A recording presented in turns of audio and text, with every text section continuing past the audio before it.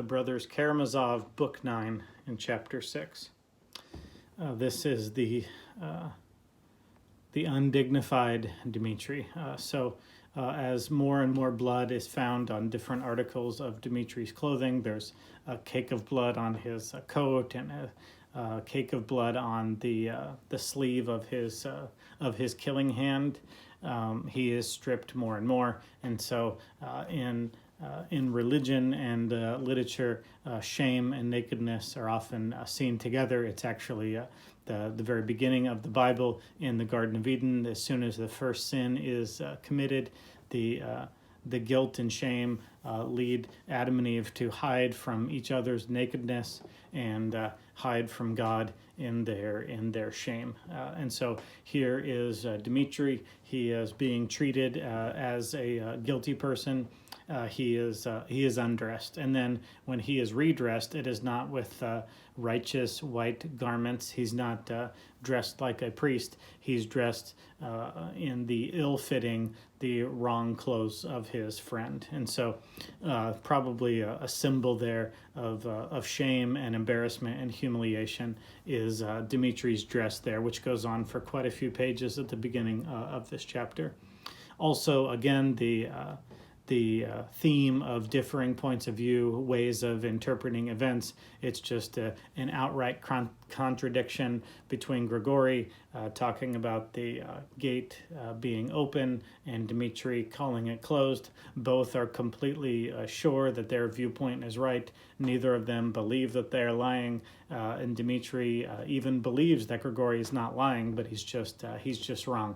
And so, again, they have a different idea, a contradictory opinion of what truth is. Then this issue of the envelope is introduced. We haven't heard too much about the envelope, and that's because we have been following the story through the madness of Dmitri, and because Dmitri is actually innocent, this isn't new information because it's been alluded to, but it is new in detail to us as it is to Dmitri. Seeing the envelope, it's something that he had only heard the idea of, but he hasn't actually seen himself. And so this is a gigantic, significant point in the novel, in that this, as it were, the coins drop in Dmitri's head, because now that he sees the envelope, he figures it out.